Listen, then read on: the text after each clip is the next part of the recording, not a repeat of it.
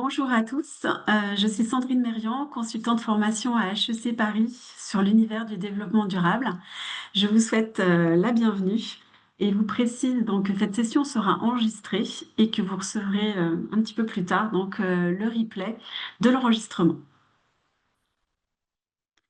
Je me propose de vous partager notre agenda aujourd'hui. Alors, je commencerai par vous présenter l'Executive Education à HEC Paris, puis plus précisément donc notre sujet du jour qui est donc notre Executive Master in Management. Je serai ensuite accompagnée donc de nos professeurs Françoise Chevalier et Bénédicte Fèvre-Tavignot qui vous présenteront de manière plus détaillée donc le certificat. Et puis nous aurons le plaisir d'accueillir Barbara Caranta et Guillaume Collin qui sont des alumni de notre programme et qui vous partageront leur expérience. Nous aborderons ensuite donc le processus d'admission et nous répondrons collégialement à toutes vos questions. Alors, je vais commencer donc par vous présenter l'Executive Education à HEC Paris. Alors, ce que vous voyez ici, ce sont donc les feedbacks de nos participants. Pourquoi ont-ils choisi de nous rejoindre? Eh bien, tout d'abord pour la reconnaissance à l'international. Donc, notre programme a été classé numéro 2 mondial par le Financial Times et en 2025 et nous en sommes très fiers. Et puis, bien sûr, l'Executive Education, c'est une communauté internationale de décideurs, d'entrepreneurs et d'acteurs du changement.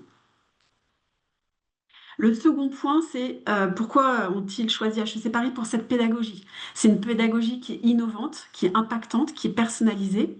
Et HEC Paris est à l'intersection à la fois de travaux de recherche et également, bien entendu, toujours au plus près des défis contemporains auxquels nous sommes confrontés. Et puis le troisième point, eh bien, vous le savez, c'est important. On le sait tous, c'est le réseau. Donc effectivement, l'executive education, c'est la force d'un réseau très puissant. On parle de grandes familles d'HEC Paris, c'est un des plus grands réseaux d'Europe. Et c'est toujours passionnant et enrichissant de partager avec ses pairs, de partager des best practices, de partager du vécu. Et ça permet bien entendu aussi, grâce à de nombreux événements qui sont organisés, de booster votre carrière et de créer des liens très forts entre chacun. Alors, si on regarde un petit peu plus précisément notre Master in Management, eh bien, ce master, il est articulé autour de trois certificats exécutifs. Alors, tout d'abord, c'est ce que vous voyez à l'écran, notre premier certificat exécutif qui s'appelle Management d'une unité stratégique. Je vous en parlerai un petit peu plus précisément juste après. Donc, il s'articule lui-même autour de trois modules. Et ces trois modules donc, se déroulent sur 4 jours consécutifs, de janvier à mars, 4 jours et demi pour le Welcome Day donc du premier module 1. Et vous allez voir que donc, tous les certificats exécutifs sont structurés de la même manière. Alors ensuite, nous avons 2 certificats exécutifs qui, eux, sont dédiés au développement durable. Et on commence par un premier certificat qui traite vraiment la partie amont, la stratégie. Il s'intitule Stratégie et développement durable. Il est lui également 4 jours consécutifs et il se déroule donc entre avril et juillet. Et enfin, donc, le troisième certificat exécutif qui constitue donc notre master, c'est un certificat donc, qui est sur la partie aval, qui est tourné vers l'action et qui s'intitule Piloter la transformation vers le développement durable.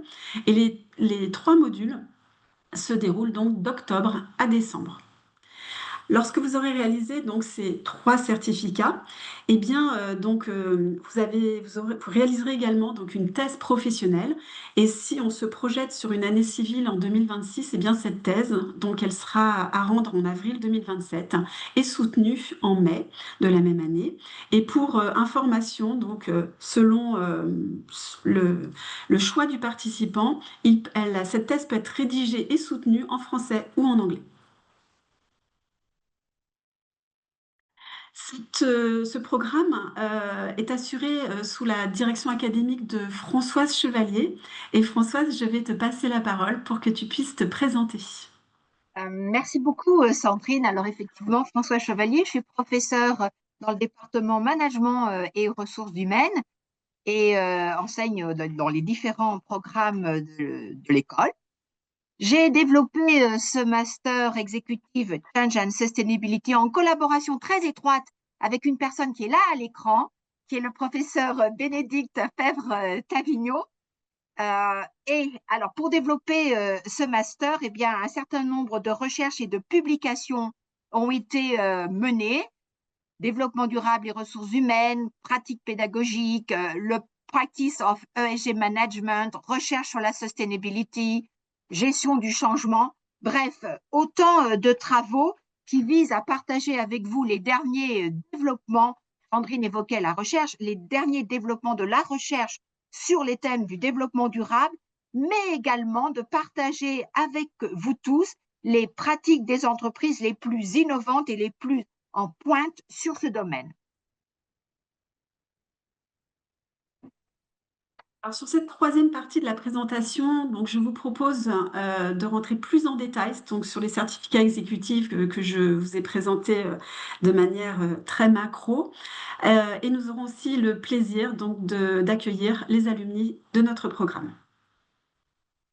Alors tout d'abord, souvenez-vous, donc le premier certificat exécutif qui se déroule de janvier à mars s'intitule Management d'une unité stratégique. Alors il a une particularité, c'est un tronc commun à tous les masters exécutifs d'HEC Paris. Et son objectif, c'est que vous puissiez maîtriser les outils donc pour définir et mettre en place la stratégie de votre business unit. Il est donc, ça c'est un des points forts qui est souligné par nos participants, donc il est commun il est vraiment orienté de manière à ce qu'on puisse diriger une business unit de manière très opérationnelle et pourquoi? Parce qu'il est basé sur une approche transverse des différentes fonctions, la stratégie, la finance, le marketing, supply chain, les RH, et donc ça vous donne cette vision 360 degrés de la business unit. Et il s'articule aussi autour de 3 modules. Donc le premier vise à analyser, comprendre et maîtriser les enjeux internes et externes. Puis le second module s'intéresse à vraiment la stratégie, le plan d'action. Et enfin, donc aux équipes, donc la manière dont on peut les mobiliser et les piloter. Alors, pour la suite, donc, je vais être accompagnée donc, de nos professeurs, donc, Françoise Chevalier et Bénédicte Fèvre-Tavigno. Bénédicte va pouvoir aussi se présenter. Et puis, des alumni de notre programme, donc Barbara Caranta et Guillaume Collin, qui ont été diplômés en 2024. Je te passe la main, Bénédicte, pour que tu puisses te présenter également. Merci Sandrine.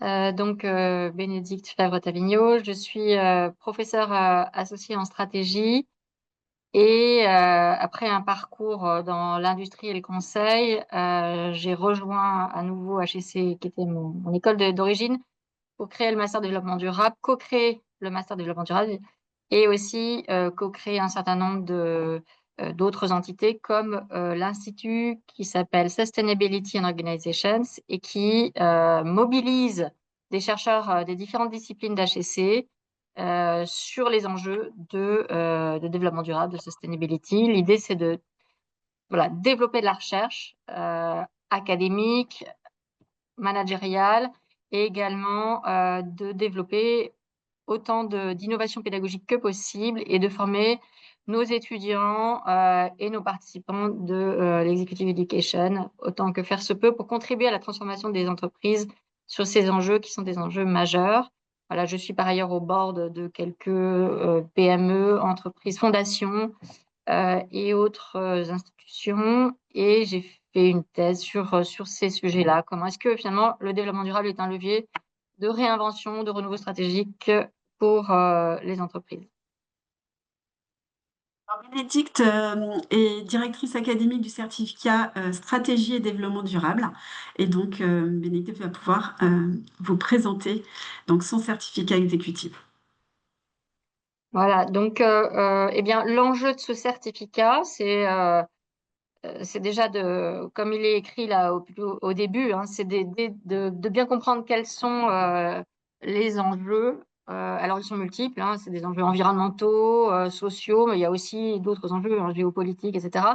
de comprendre, d'être capable d'anticiper ces enjeux et de bâtir des stratégies qui sont à la hauteur de ces enjeux et de transformer en profondeur les organisations ou de créer des organisations, des entreprises, comme on dit, by design, qui soient avec le maximum d'impact positif et aussi, évidemment, compétitives, performantes économiquement.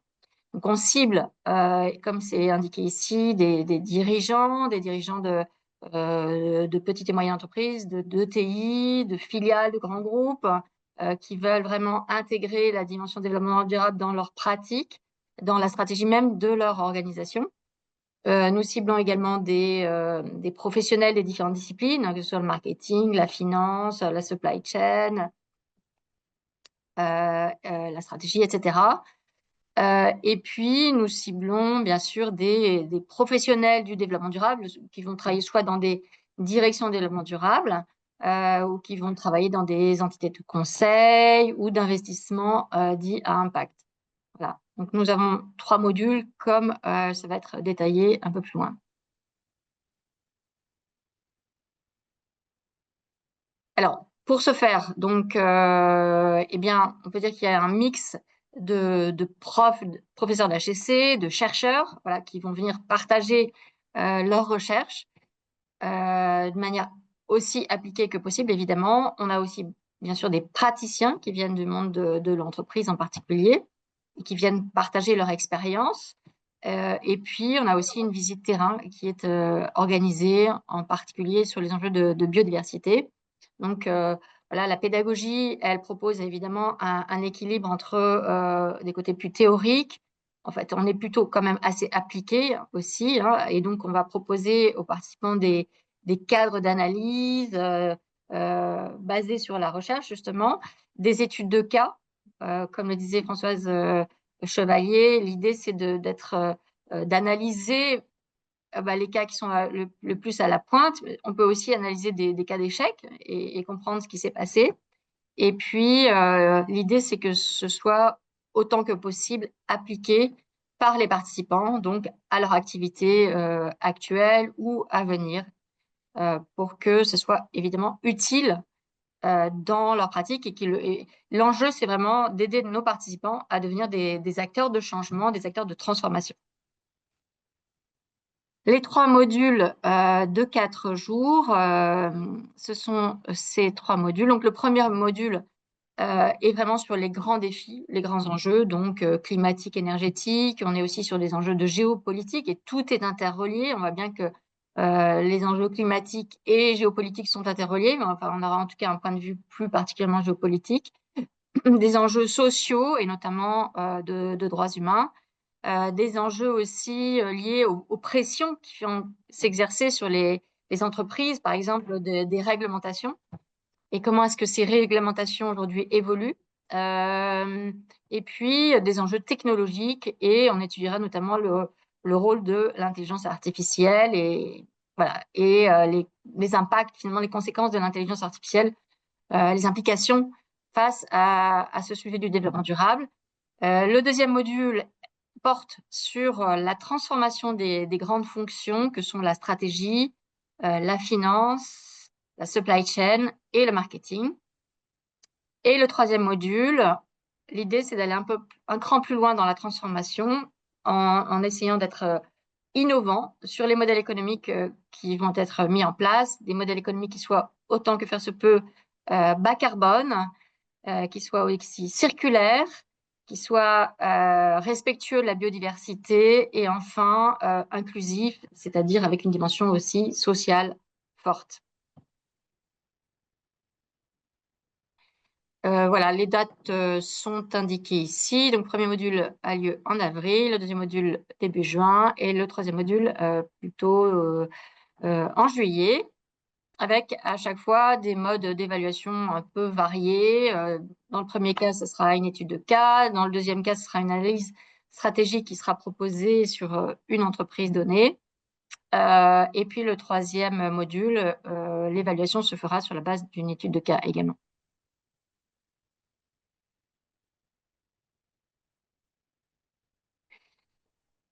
Alors, Donc là, voilà, nous sommes deux à piloter ce certificat et je passe la parole à Yelena. Bonjour, je Voilà, suis manager. merci, merci Bénédicte. Je m'appelle Yelena comme toi. Je suis responsable des programmes chez HEC Paris, Executive Education. Donc j'ai plaisir de vous suivre sur les Master Change et Sustainability et certificat stratégie et développement durable. Mon rôle est d'assurer la bonne mise en œuvre des programmes, envoi de convocation 10 jours en avance, organisation des modules sur campus jusqu'à planification de vos soutenances de thèse. Mon objectif est de rendre votre expérience les plus fluide, agréable et fidèle à l'excellence de HEC. Je reste bien sûr sur votre point de contact tout au long des programmes certifiants et master. Merci. Merci beaucoup Bénédicte et Yelena. Et puis donc je vais te passer la main Françoise, puisque tu es aussi la directrice académique du certificat exécutif, donc piloter la transformation vers le développement durable. Merci Sandrine, merci Yelena et Bénédicte. Alors effectivement, un autre certificat s'intitule le troisième, piloter la transformation vers le développement durable. Donc ce certificat s'adresse alors à vous, dirigeants, managers, professionnels du secteur de la transition durable ou qui souhaitent effectivement, éventuellement, effectuer une reconversion vers la transition durable. En fait, à tous les acteurs porteurs de changement qui vont devoir et qui sont en train d'intégrer les grands défis de demain, piloter le changement, transformer les organisations, réinventer des modes de collaboration au service d'une grande efficacité économique, sociétale et environnementale. Alors, les objectifs de ce certificat plus particulièrement, alors vous y voyez là, se préparer à vivre dans des environnements complexes, impulser et animer le changement, professionnaliser et accompagner la transformation des équipes et des organisations. Je dirais que la ligne éditoriale de ce certificat, piloter la transformation vers le développement durable, c'est mettre en œuvre concrètement le développement durable dans les entreprises et les organisations. Alors, comme pour les certificats précédents, vous avez une structure en modules que je vais développer un peu plus avant.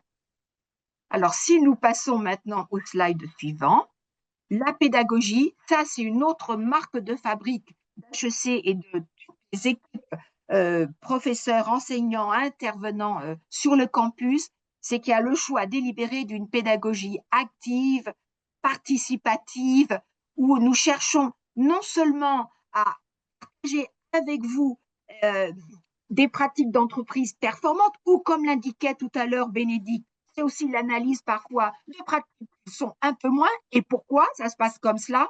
Nous cherchons à partager avec vous dans cette pédagogie active et participative des résultats de travaux de recherche. Nous cherchons aussi à partager et à mutualiser avec vous toutes les expériences concrètes, pratiques, les réflexions qui sont en salle durant les 4 jours que dure chacun des modules.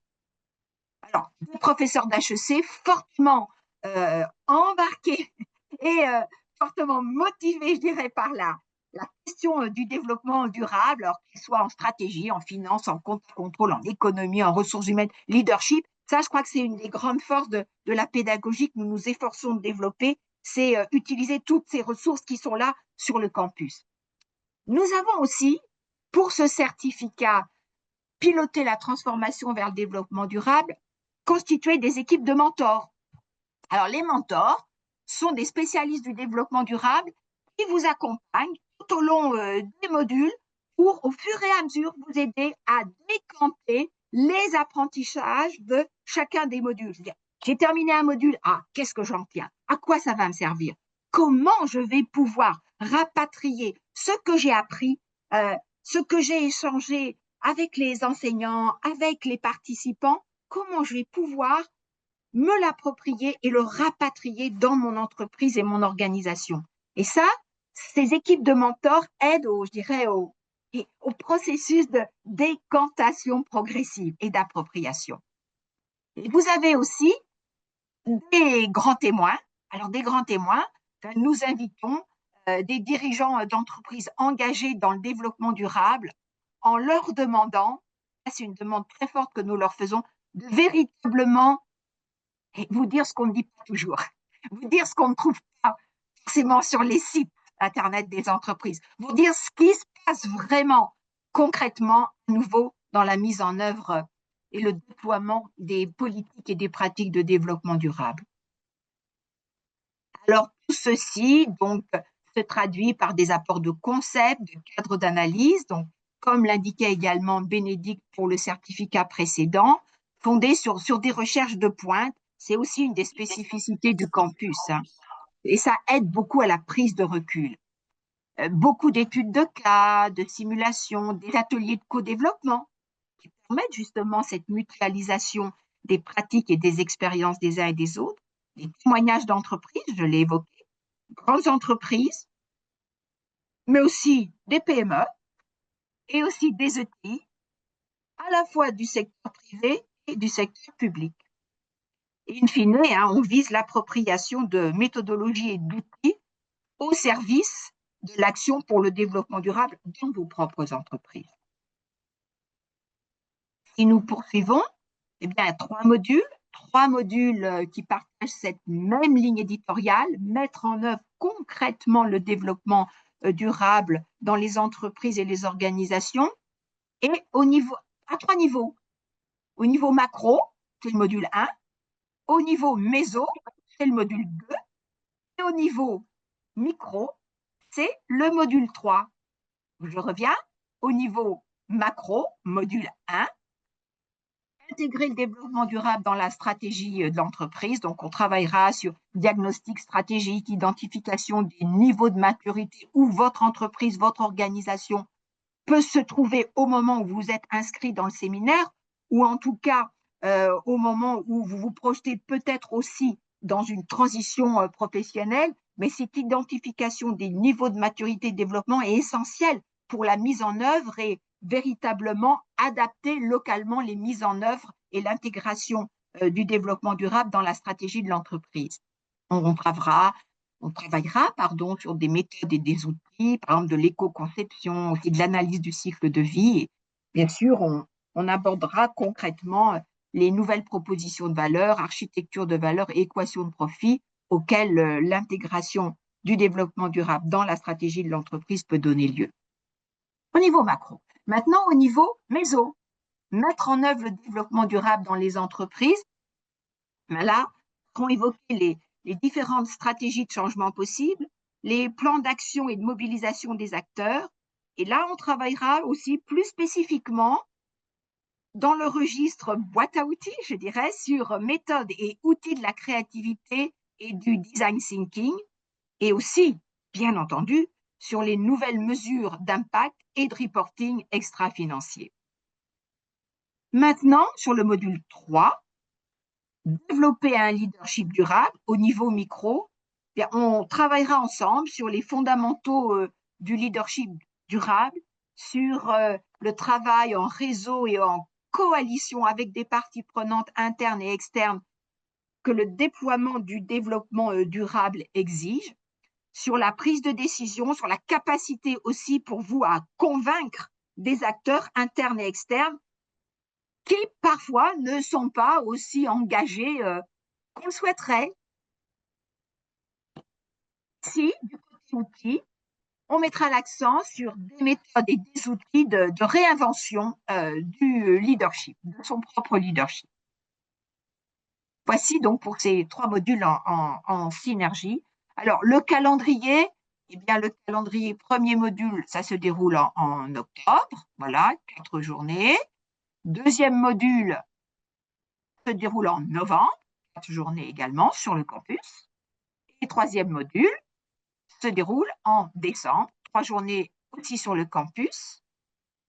Alors, tout comme l'avait évoqué Bénédicte tout à l'heure, bien, chacun des modules donne lieu à des modalités d'évaluation, puisque vous êtes engagé dans le cadre du Master Change and Sustainability dans une formation diplômante. Et donc nécessaire de prévoir des modalités d'acquisition des compétences via des modes d'évaluation. Alors là, pour ce certificat, le mode d'évaluation qui est le même tout au long des 3 modules, c'est ce que nous avons appelé propos d'étape. Propos d'étape. Alors je vois que ça fait sourire Barbara et Guillaume aussi, à qui ça doit évoquer des moments assez mémorables. Propos d'étape 1 pour le module 1, propos d'étape 2 pour le module 2, propos d'étape 3 pour le module 3. Et en fait, on vous demande, sur ces propos d'étape, par exemple module 1, module 2, le propos d'étape, c'est une semaine après le séminaire, 2 pages à 3 pages Word, sur la question suivante. Quels enseignements tirez-vous du module pour votre pratique professionnelle ou votre projet professionnel? Et cette réflexion-là, ce processus de décantation que j'évoquais précédemment, est accompagné par des équipes de mentors qui vous enverront des feedbacks personnalisés sur vos propos d'étape. Propos d'étape 1, 2, et le propos d'étape 3, il est un peu différent. C'est toujours répondre à la même question. Quels enseignements tirez-vous? Simplement, au lieu que ce propos d'étape prenne la forme d'un 2-3 pages Word, cette fois-ci, ça sera un pitch COMEX. Pitch COMEX qui vous permet en particulier de travailler cette compétence tout à fait importante quand on travaille sur le leadership, c'est la capacité à entraîner et à convaincre les autres, et notamment son propre COMEX. Si nous poursuivons, alors, de la même manière que tout à l'heure Yelena s'est présentée, Bénédicte et moi avons la chance d'être formidablement bien entourés par 2 personnes, Yelena et Patricia Joubert, Patricia qui est responsable de programme de ce certificat transformation vers le développement durable et qui, comme le disait si bien tout à l'heure Yelena, assure toute la fluidité du processus avec vous tous. Et je dirais, vous avez la chance d'avoir à la fois Yelena et puis Patricia, et nous aussi, Bénédicte et moi avons la chance d'être tellement bien entourés par toutes les deux. J'en profite pour les remercier. Oui, nous poursuivons. Alors, nous poursuivons. Alors, nous allons poursuivre avec deux personnes également que Bénédicte et moi remercions très chaleureusement. C'est Barbara Caranta et puis Guillaume Collin. Alors, Barbara va en fait partager avec vous, lors de ce webinaire, son expérience de ce master. Je te laisse te présenter, Barbara.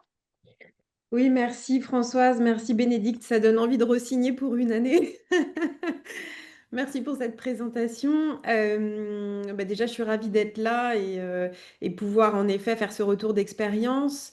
En quelques mots, je vais me présenter et après je rentre dans le vif du sujet de ce que m'a apporté ce master. Moi, aujourd'hui, je travaille avec des dirigeants de TPE et PME sur un format de consulting. Donc, je suis consultante indépendante et sur un modèle d'operating partner. Mon angle d'attaque, c'est vraiment la robustesse et la soutenabilité de la fonction de dirigeant sur ce segment d'entreprise, avec pour valeur cardinale la donut économie. Et ça, c'est vraiment un enseignement que j'ai tiré de ce master. Et avec comme tagline, si je puis dire, Business as usual is not an option. Je suis également conseillère au CESE au sein de la commission Travail et Emploi où on travaille dans le cadre de saisines ministérielles sur les grands sujets liés au travail et à l'emploi.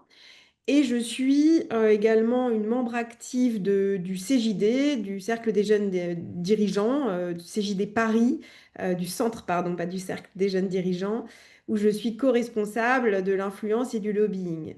Voilà, ça c'est dit. Maintenant, qu'est-ce que m'a apporté ce master? Pour moi, ça a vraiment été une expérience transformative pour plusieurs raisons. D'abord, il y a la richesse d'une approche holistique de ce sujet extrêmement complexe qu'est la sustainability et la conduite du changement. Et cette approche, elle permet d'y voir plus clair dans tout ce bruit ambiant. Moi, j'arrivais déjà sensibilisée à ces sujets, mais finalement, ne sachant pas quels étaient les vrais repères fiables pour pouvoir prendre des décisions. Donc, il y a eu un accès à la connaissance extrêmement fiable de par la qualité des professeurs, leur expertise académique, mais aussi les conférences d'intervenants de renom et les retours d'expérience qu'on a eus d'entrepreneurs qui sont venus, comme tu le disais si justement Françoise, témoigner de leur quotidien sans filtre. Donc ça, c'est venu chercher chez moi une espèce de prise de conscience de tout un tas de sujets, notamment ce concept de donut économie, hein, qui était de pouvoir évidemment, dans le cadre d'une entreprise, générer du profit, mais pas sans tenir compte d'un seuil social et de limites planétaires. J'ai également pu finalement m'enrichir d'outils extrêmement pragmatiques qui étaient applicables dans l'organisation. Euh, je me suis aussi nourrie d'une richesse multisectorielle dans le cadre de la cohorte, puisque la force de ce programme, c'est aussi de tous nous mélanger. Souvent, on se retrouve finalement en circuit fermé dans nos environnements professionnels. Et là, tout d'un coup, on fait sauter les verrous et on se retrouve à tous discuter d'un sujet fondamental en étant dans des secteurs différents. J'ai aussi trouvé une safe place parce que c'était l'occasion de discuter de nos enjeux, de nos problématiques, de poser toutes les questions sans aucun jugement et y compris quand donc on savait pas ou qu'on était limité sur certains sujets. Et ça, c'était extrêmement plaisant. Bien sûr, le suivi pédagogique qui vraiment a un rôle qui est cousu humain, si je puis dire, et qui a un rôle de fil rouge pendant l'ensemble de cette année et plus encore, parce qu'on déborde avec le travail de thèse. Finalement, on est plutôt sur 18 mois d'engagement. Euh, une chose essentielle, c'est que moi, je venais de l'industrie du textile et de l'habillement. Et en fait, que je mesurais que la situation qu'on vivait et que la transformation du monde nous obligeait à diriger différemment, donc en tant que leader, mais je ne savais pas comment faire. J'étais vraiment perdue. Et donc, j'ai découvert des moyens concrets d'action. J'ai découvert les interconnexions entre les parties prenantes. J'ai découvert aussi les enjeux de la dimension systémique. Comme je vous le disais précédemment, le concept de la donut économie. J'ai confirmé aussi certains degrés de connaissances que j'avais, notamment en matière d'environnement, et j'ai découvert tout un tas de sujets et d'aspects sur le volet S, donc social et sociétal, qui est totalement sous-adressé dans les stratégies d'entreprise, alors qu'il est central et qu'il est totalement interdépendant des deux autres volets. Donc, en somme, ça m'a permis de mieux comprendre le monde pour mieux l'habiter et prendre des décisions en tant que dirigeante euh, stratégique et impactante de manière positive sur le temps long. Donc voilà, moi, ce que m'a appris et ce que m'a apporté ce master. Vraiment, je ne peux que le recommander. Merci beaucoup, Barbara. Je vais maintenant passer la parole à Guillaume. Merci Françoise, merci Bénédicte. Bonjour à toutes, bonjour à tous. Bon, c'est un grand plaisir aussi d'être ici parmi vous pour témoigner. Alors, vous allez voir, je vais peut-être les dire avec des mots un petit peu différents, mais vous allez retrouver quand même pas mal d'éléments qui ont été partagés par Barbara dans un contexte un petit peu différent. Bon, pour ma part, moi je suis directeur du développement commercial et de la stratégie dans une société qui s'appelle SPI, en particulier dans la filiale qui s'occupe des services numériques. Donc, on est une entreprise de services numériques, on a une activité dans le secteur B2B. J'ai également le rôle et la responsabilité de directeur RSE et des acquisitions et des croissances externes pour la filiale. Alors, c'est vrai que on l'a peut-être pas tout à fait rappelé, mais pour nous, la formation, elle a commencé en janvier 2023. Elle s'est terminée en décembre 2024 et ensuite, on a poursuivi avec la thèse pour terminer en juin 2024. Donc, effectivement, c'est 18 mois assez intenses de travaux autour du change and sustainability. Alors, je vais vous donner quelques éléments de contexte pour que vous compreniez aussi dans quelle situation je me suis retrouvé dans cette formation, ce qu'elle m'a pu apporter. Elle s'est faite dans le cadre d'un changement de poste, et en particulier le fait de prendre la direction du développement stratégique. Et dans une logique où le groupe et la société et la filiale avaient l'ambition de mettre la RSE plus au centre de son activité. C'est un enjeu stratégique, c'est devenu un enjeu stratégique pour le groupe, supporté par la direction générale. Ça, c'est des éléments clés, hein. Je pense que vous poserez cette question à un moment ou à un autre, en fonction de où je mets la RSE dans l'organisation. Quel est le niveau d'implication de la direction générale et quel est le poids de la RSE ou du développement durable dans une organisation? Il s'est trouvé aussi qu'on allait engager notre nouveau plan stratégique, la définition de notre nouveau plan stratégique pour les 3 années qui suivent. Et cette formation est arrivée dans ce contexte. Et ce que j'en retiens, et principalement pour reprendre les éléments de Barbara, c'est quelque part, pour moi, ça a été un cadre clé en main. C'est-à-dire qu'on arrive à comprendre quel est le contexte, l'environnement dans lequel on est, et notamment les limites planétaires et de notre économie. Et ça va jusqu'à, on vous donne les leviers d'action. Comment concrètement je suis acteur de la transformation, là, pour reprendre les termes de Françoise. Et avec déjà un cadre académique qui est très important. Moi, je suis très attaché au référentiel et au cadre académique. C'est ce qui permet en fait d'objectiver notre prise de conscience des limites planétaires, des éléments environnementaux qui vont être déterminants dans le cadre du développement durable.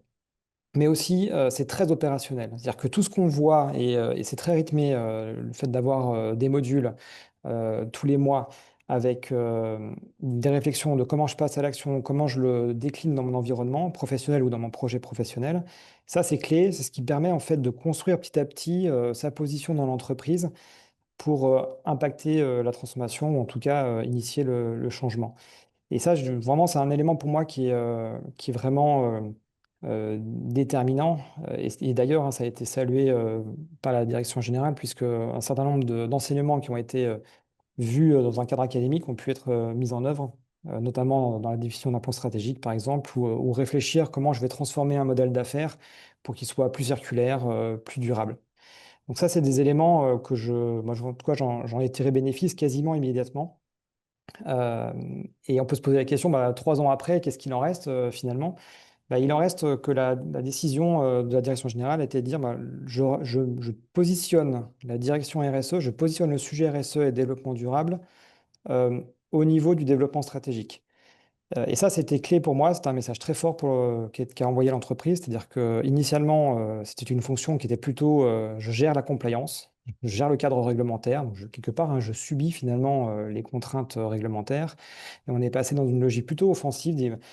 Comment je tire bénéfice du développement durable pour m'assurer que mon entreprise, dans 5 ans, dans 10 ans, dans 20 ans, elle est toujours là, avec ses mêmes avantages concurrentiels, avec son même intérêt économique, sa volonté de développement.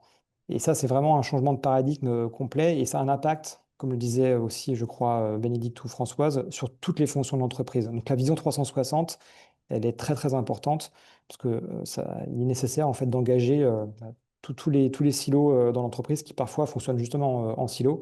Et la fonction RSE à ce titre est très, très, très intéressante.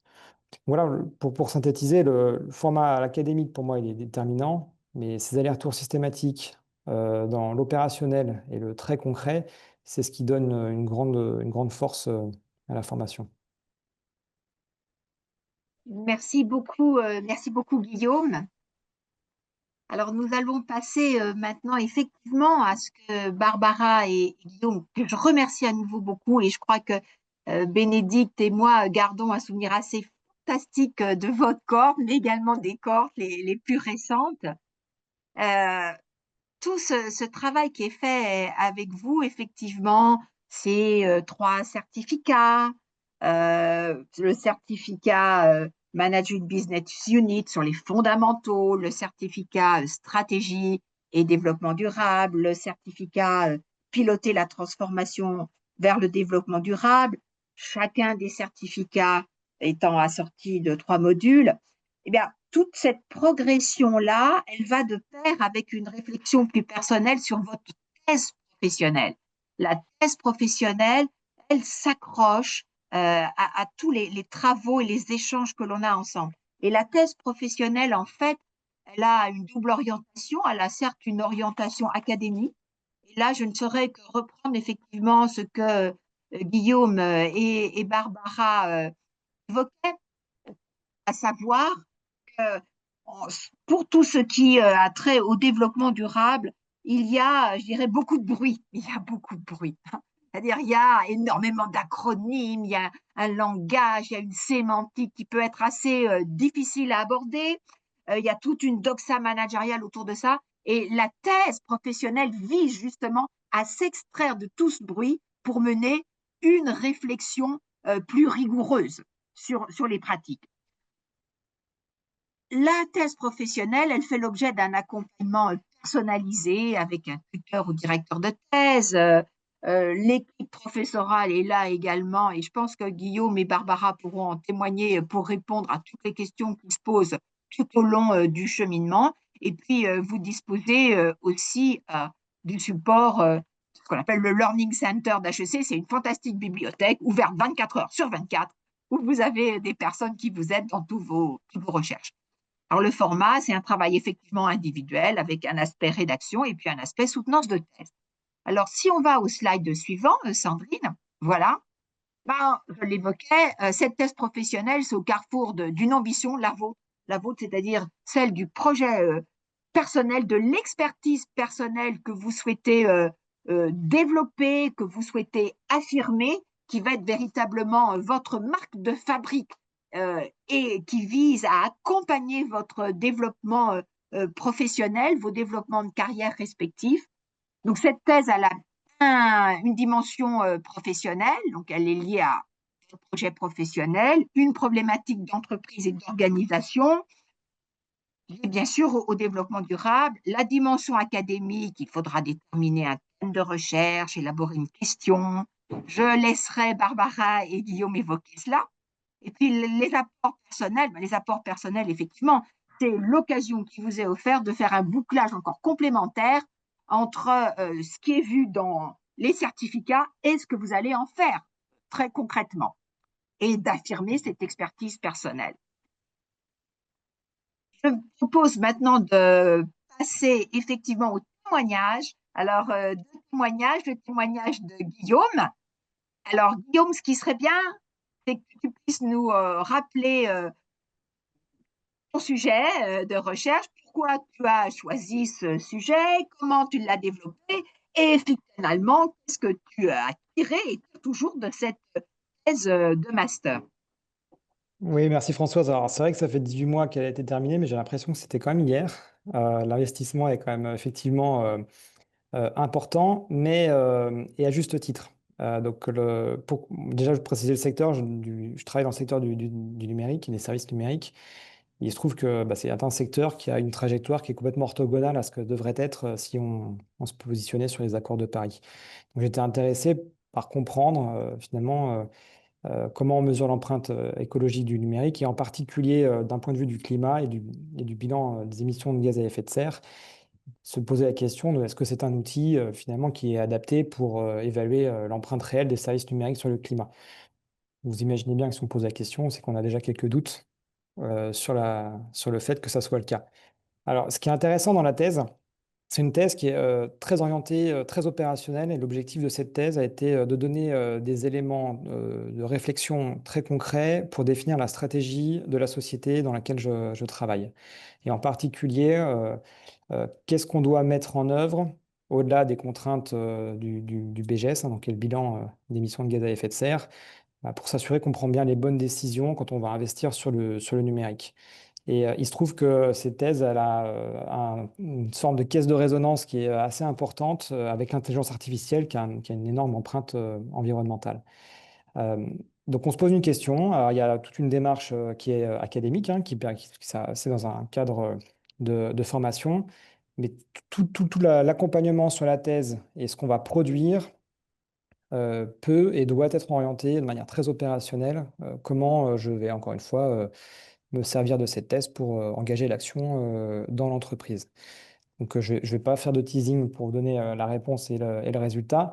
J'ai vu qu'il y avait des questions d'ailleurs sur le sujet de la thèse.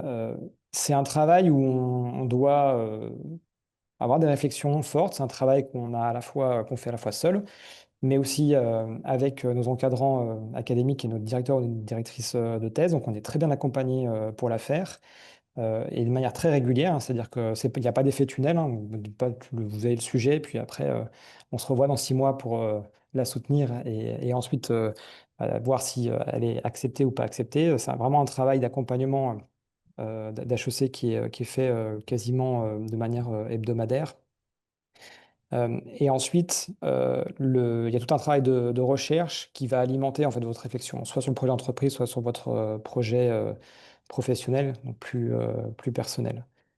Euh, on réapprend aussi un petit peu à écrire, c'est-à-dire que, bon, en tout cas à titre personnel, j'écris essentiellement des mails et puis sinon je m'exprime à l'oral. Donc réécrire plus de 10 lignes, c'est un nouvel apprentissage, mais c'est aussi extrêmement enrichissant parce que poser ses idées avec un argumentaire développé, écrit, ça a un impact aussi qui me semble plus important. Et encore aujourd'hui, je me plonge dans la thèse pour apporter quelques éléments de réponse à mes collègues quand ils me posent la question de l'empreinte environnementale du numérique et qu'est-ce qu'on peut y faire. Donc voilà, l'exercice, encore une fois, est, je pense, impératif et permet de mobiliser tout ce qu'on a appris les 12 mois précédents pour arriver à un résultat, je pense, qui, quand on s'y investit franchement, peut durer dans le temps. Merci beaucoup, Guillaume, pour ce témoignage. Barbara? Oui, alors moi j'aime beaucoup ce que tu dis Françoise quand tu dis que c'est sa marque de fabrique finalement le sujet de sa thèse et ce qu'on en fait. Je te rejoins parfaitement là-dessus. Alors moi j'apporte un élément complémentaire, c'est que Françoise, tu m'as poussé à aller vers une thèse auto-ethnographique parce que j'avais cette envie de traiter le sujet du stress des dirigeants de PME en France, que étant moi-même dirigeante, j'avais des choses à raconter et tu m'as encouragée à aller dans ce sens. Et en fait, ce travail a permis de réveiller et de révéler une tendance de fond dont on parle pas mal depuis 1 an et demi, 2 ans, qui est la souffrance des dirigeants de TPE, PME et la problématique de la soutenabilité de la fonction. Et c'est vrai que c'est des sujets aujourd'hui que j'incarne complètement dans le cadre de ma carrière. Donc, ce sujet-là, finalement, ça a été une décision importante puisque c'est structurant pour moi aujourd'hui. Que ma thèse, elle a été étudiée au CESE dans le cadre d'un avis qu'on a fait sur la santé mentale au travail et ça a fait partie des éléments dans le cadre de la recherche préalable, qu'aujourd'hui j'anime des conférences et des tables rondes sur le sujet du stress des dirigeants, du rebond après l'échec, enfin voilà, l'ensemble de ces sujets. Donc, et je me fais vraiment porte-parole de cette problématique du manque de soutenabilité de la fonction du dirigeant, et notamment avec ce fameux stresseur administratif que j'ai mis au grand jour dans le cadre de mon travail. Donc en fait, je trouve que, enfin évidemment, c'est fondamental pour la suite de son parcours professionnel et de sa carrière si on joue le jeu à fond de ce travail. C'est également une boîte à outils parce qu'on y trouve des recommandations managériales qui sont transposables dans les organisations. Et ça, vous nous y aidez beaucoup à toujours ramener à une approche pragmatique parce que c'est une thèse professionnelle et c'est pas une thèse de doctorat. Donc la nuance aussi est là, c'est que c'est une boîte à outils après dont les entreprises peuvent se saisir et qu'on peut finalement valoriser dans le cadre d'un projet professionnel. Donc il faut vraiment je pense avoir cette vision-là de ce travail qu'on produit et sans oublier qu'on est acteur de sa thèse. Donc, c'est un engagement qu'on prend avec, bien sûr, HEC et surtout avec soi-même. Voilà ce que je peux dire. Merci, merci beaucoup, Barbara. Merci à tous les deux pour vos témoignages. Je te redonne la main, Sandrine. Merci beaucoup à tous, merci Françoise. Donc là, ce que je me propose de faire, c'est de vous évoquer le processus d'admission à ce programme. Alors tout d'abord, les critères.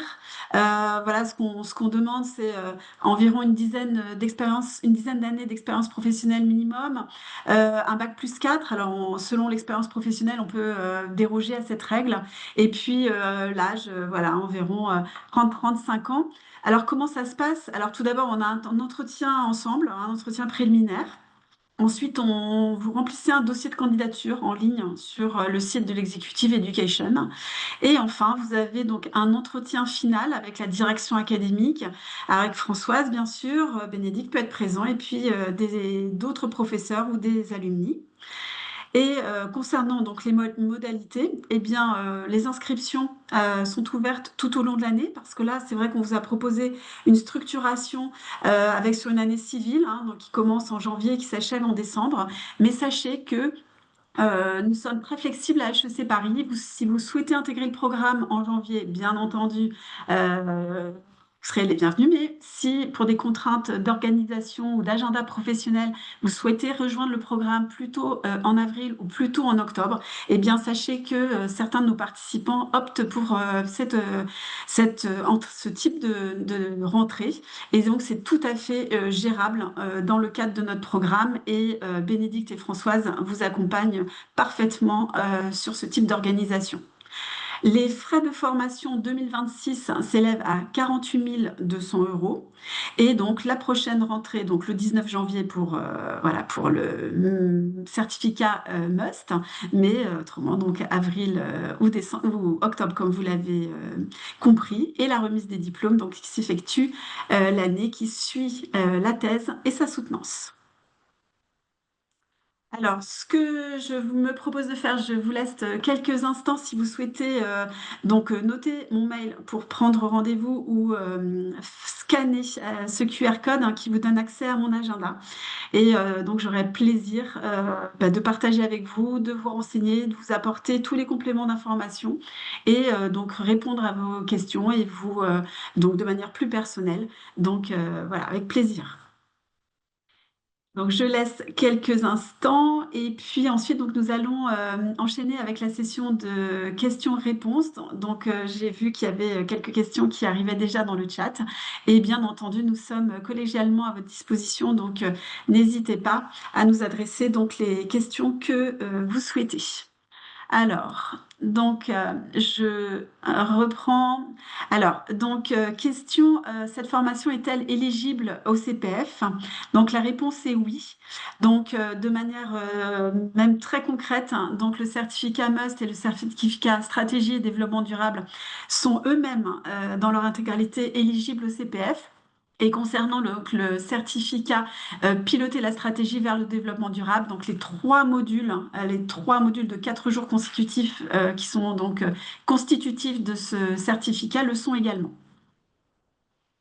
Alors, Marion, donc ce webinaire voilà, va se terminer voilà, voilà, en fonction du nombre de questions. Alors, autre question. Donc, je n'ai jamais fait de thèse et j'ai des points de questionnement sur mes capacités. Donc, oui, en effet, donc c'est une question tout à fait légitime et tout à fait voilà, classique. C'est une question qui revient très, très fréquemment. Alors là, ce que je me propose de faire, c'est de laisser la parole aux personnes qui interviennent aujourd'hui avec moi pour dire, effectivement, Françoise, quand on n'a jamais rédigé de thèse, Guillaume l'évoquait, oui, moi je fais surtout des interventions orales et j'écris des mails de 10 lignes. Alors comment on peut voilà, se prendre du recul, prendre de la hauteur sur les sujets et de se dire que en fait tout à chacun est capable de rédiger une thèse, de la soutenir et bien entendu Françoise, on est en tant que participant extrêmement accompagné de manière personnalisée et il ne faut surtout pas que la thèse soit voilà, un frein ou voilà, qu'on ait ou un sujet d'inquiétude. Alors, c'est vrai que le Merci. mot peut faire un peu peur. Ça reste une thèse professionnelle, hein. C'est comme le disait Barbara, c'est pas une thèse de doctorant. Euh, Après, je laisserai présenter Françoise le format peut-être, mais je pense que c'est un exercice, oui, qui demande de l'implication, certes, mais qui est accessible de tout le monde. Et je trouve que c'est aussi une source de fierté. La production de ce document, ça reste quand même quelque chose qu'on utilise, hein, comme on l'a déjà dit.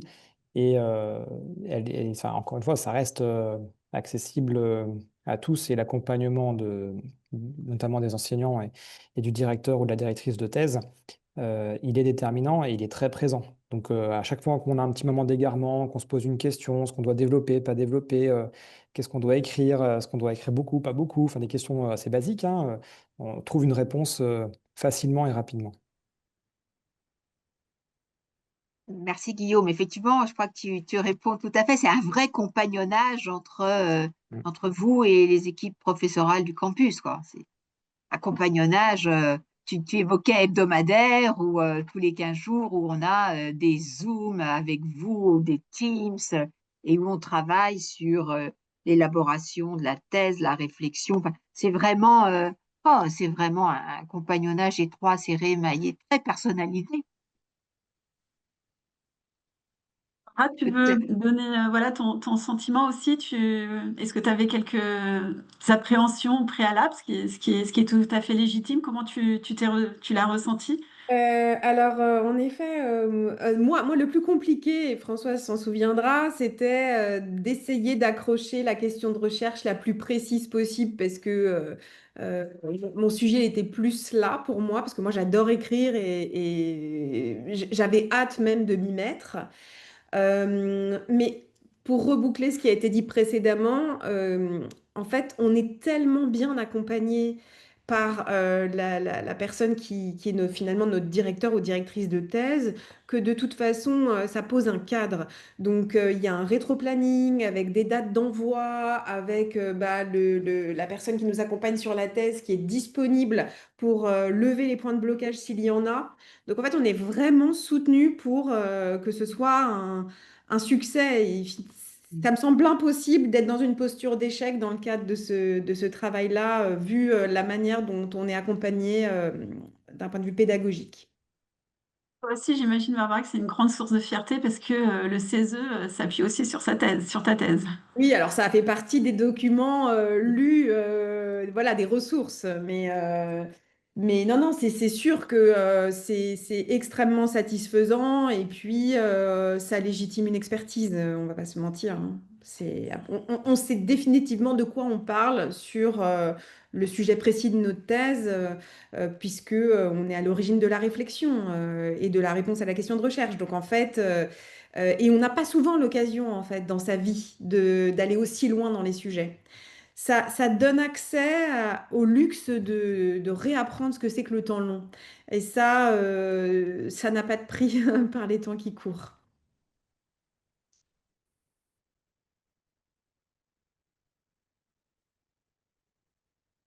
Oui. Tu re-signes pour une autre thèse, Barbara? Ouais, avec plaisir. D'accord. Après, juste pour répondre à une autre question sur la question du financement, moi j'aimerais témoigner de la manière dont j'ai financé ce master parce que je l'ai autofinancé. Et en fait, il y a une personne fantastique dans les équipes qui s'appelle Jennifer, qui est vraiment experte du financement et qui vous accompagne de manière totalement personnalisée sur les différentes enveloppes auxquelles vous avez le droit pour financer ce programme. Donc, il reste toujours, bien sûr, une part de financement en fonds propres, mais on est quand même un très beau pays malgré tout et il y a des aides concrètes dès lors que le projet est motivé, justifié, qui permettent d'accéder au financement.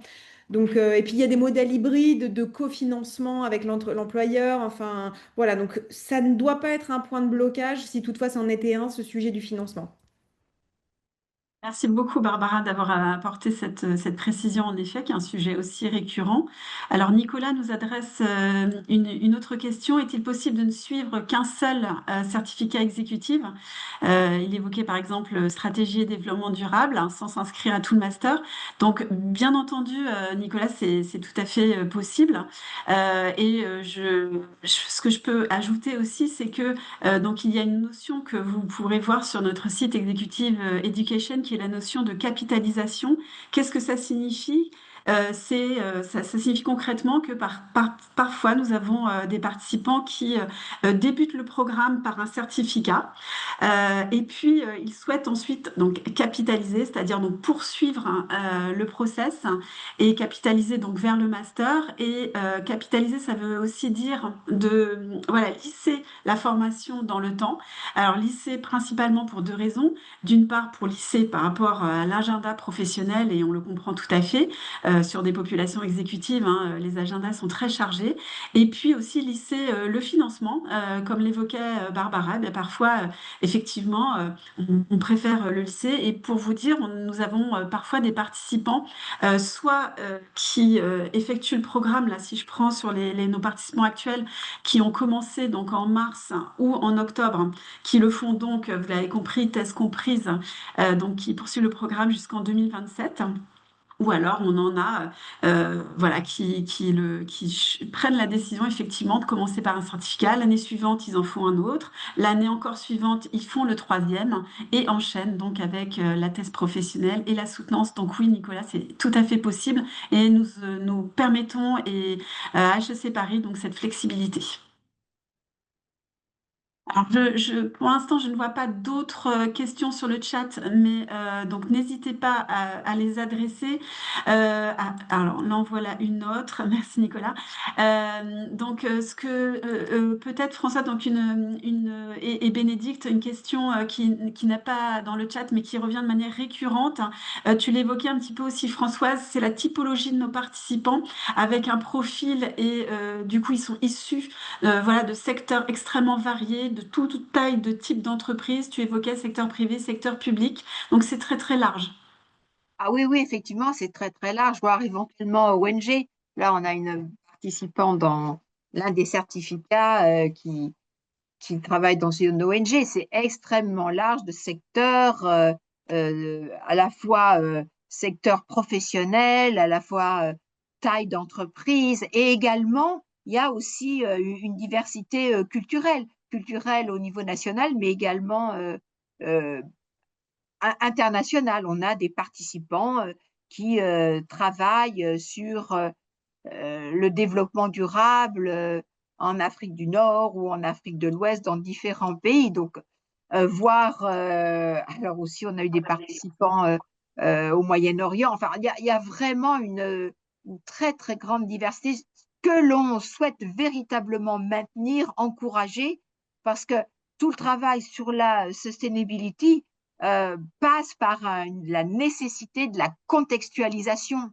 Voilà, contextualiser les politiques de développement durable et les mises en œuvre. C'est essentiel.